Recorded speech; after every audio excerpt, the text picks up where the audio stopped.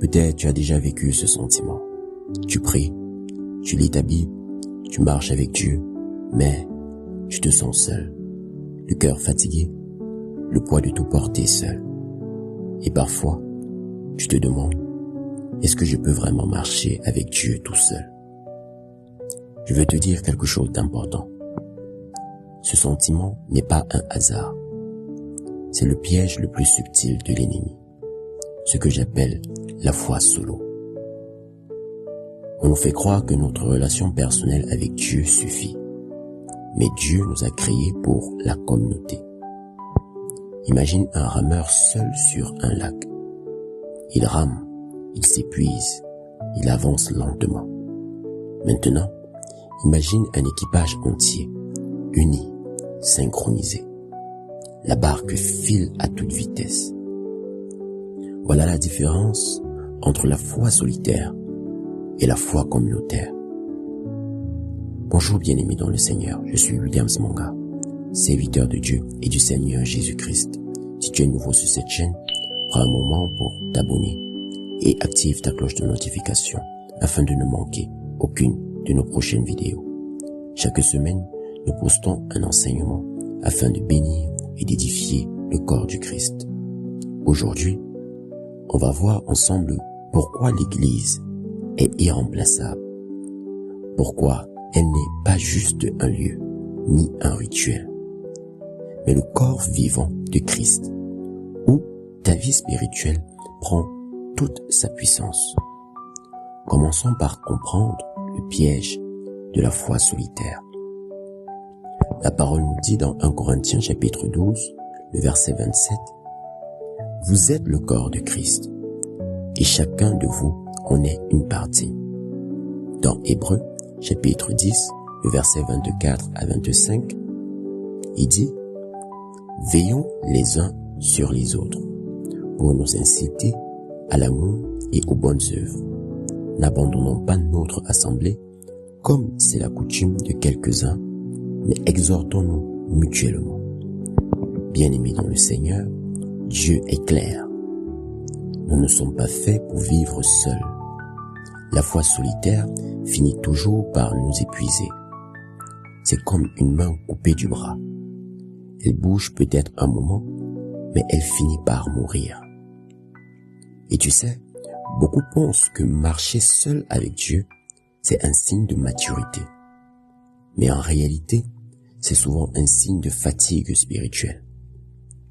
L'isolement n'est pas de la force, c'est une vulnérabilité. Prenons un exemple pour le comprendre. Une pile seule a de l'énergie, mais elle se vide vite. La prière communautaire, c'est comme être branché sur une centrale électrique. La puissance se multiplie. Ainsi, de façon pratique, aujourd'hui réfléchis. À qui pourrais-tu te connecter dans ton église? Qui pourrait prier avec toi, t'encourager, te fortifier? Parce que si la foi solitaire nous affaiblit, la communion, elle, nous fortifie. Éphésiens chapitre 4, le verset 3 nous dit « Efforcez-vous de conserver l'unité de l'esprit par le lien de la paix. » Dans Actes chapitre 2, le verset 44 à 45, la parole nous dit « Tous ceux qui croyaient étaient ensemble et mettaient tout en commun. Ils partageaient selon les besoins de chacun. » Ainsi, bien-aimés, la communion, ce n'est pas juste un moment agréable. C'est une stratégie divine. Quand on partage nos charges, nos joies, nos combats, la force de chacun devient la force de tous. Dans le corps, ma provision peut soutenir ton appel et ton don peut compléter mon besoin. C'est ça l'unité du corps. Je t'invite donc à imaginer une corde seule. Elle se casse, mais prends-en 3 tressés ensemble. Elles deviennent incassables. La communion, c'est cette tresse spirituelle que le diable ne peut pas rompre. Bien-aimé, Aujourd'hui, trouve quelqu'un dans ton église avec qui partager, prier, encourager. Tu verras, Dieu agit plus clairement quand plusieurs cœurs battent à l'unisson. Et quand il y a de la communion, la présence de Dieu devient tangible. Oui, bien-aimés, dans Matthieu chapitre 18, le verset 20, la parole nous dit que « Car là où 2 ou 3 sont assemblés en mon nom, je suis au milieu d'eux. » Bien-aimés, Dieu aime la communion. Il se manifeste là où ses enfants sont rassemblés. La foi solitaire, elle limite la manifestation de Dieu dans ta vie. Quand tu te réunis, sa présence se déploie. Sa puissance devient visible.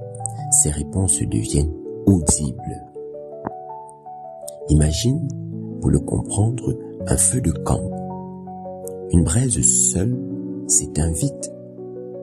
Mais plusieurs braises rapprochées créent un feu ardent. Ta foi, bien-aimée, seule est une flamme fragile, mais en communauté, elle devient un brasier spirituel. De façon pratique, participe à un groupe de prière, à une réunion, à un culte. Observe comment Dieu agit différemment au milieu de son peuple. Et quand sa présence est là, un autre miracle se produit, celui de l'encouragement mutuel. La parole nous dit dans Colossiens chapitre 3, le verset 16, que la parole de Christ habite en vous abondamment. Enseignez-vous et exhortez-vous les uns les autres. Dans Hébreux chapitre 10, le verset 4 que nous avons lu, la parole nous dit « Veillons les uns sur les autres pour nous inciter à l'amour et aux bonnes œuvres. » Bien-aimés, la croissance spirituelle ne se vit jamais en solitaire. Quand tu encourages ton frère, quand tu partages un verset, quand tu écoutes simplement quelqu'un, tu fortifies ta propre foi. Regarde par exemple un marathon. Le coureur seul s'étouffe vite, mais quand ils courent ensemble, ils se soutiennent, ils se relancent et franchissent la ligne d'arrivée ensemble. Ainsi, bien-aimé, aujourd'hui, envoie un message, un verset ou une prière. Encourage quelqu'un. Quand tu investis dans la foi d'un autre, Dieu active la tienne. Et c'est là que naît la prospérité spirituelle, la vraie, celle qui vient de la communauté. Dans Actes chapitre 2, le verset 44 à 45, que nous avons également lu plus haut, la parole nous dit que tous ceux qui croyaient étaient ensemble et mettaient tout en commun. La prospérité durable, bien-aimée, ne vient pas de l'isolement, mais de la coopération spirituelle. L'Église, c'est un jardin. Chacun y plante, arrose, entretient et ensemble on récolte. Pour le voir, prends simplement un plant isolé. Oui, il produit, mais il produit peu. Mais un jardin bien cultivé devient une explosion de vie. De la même manière, l'Église multiplie nos bénédictions et nos capacités. Bien-aimé, découvre ton rôle dans ce jardin, ton service, ton don, ton influence et engage-toi pleinement dans la vie du corps de Christ. Parce que tout converge vers une seule vérité. Nous n'avons pas été créés pour marcher seuls. Je le répète, nous n'avons pas été créés pour marcher seuls. La foi solitaire, c'est un piège. C'est le piège de l'isolement, de la lassitude et de la stagnation spirituelle. Mais l'Église, elle, c'est la communion, la force, la croissance et la manifestation de Dieu dans ta vie. J'aimerais prendre un dernier exemple afin d'illustrer tout cela. Dieu nous a fait comme des pièces d'un puzzle. Isolées, elles n'ont pas de sens. Mais lorsqu'elles sont assemblées, elles révèlent l'image complète de son amour et de sa gloire. Ainsi, bien-aimé, aujourd'hui, reconnecte-toi à ton Église. Cherche quelqu'un à encourager. Rejoins une cellule, une équipe, un groupe de prière, de méditation de la parole. Ta foi va grandir ainsi. Ta vie va s'épanouir et Dieu va se manifester à travers toi. Que Dieu bénisse sa parole dans le nom de Jésus-Christ. Amen. À présent, faisons cette prière afin que la parole de Dieu prenne vie en nous. Nous prions. Éternel Dieu Tout-Puissant, merci pour ton Église, merci pour ce corps vivant dont nous faisons partie. Pardonne-nous pour les fois où nous avons cru que nous pouvons marcher seuls. Réveille en nous le désir de la communion. Montre-nous où nous devons nous reconnecter. Et fais de nous des bénédictions pour les autres.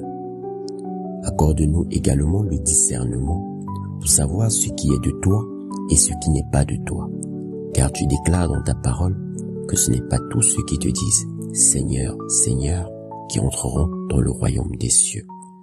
Fortifie notre foi au travers de ce message dans le nom puissant et souverain de Jésus-Christ. Amen. Bien-aimé dans le Seigneur, merci d'avoir pris le temps d'écouter cette méditation jusqu'au bout. Que Dieu te bénisse abondamment.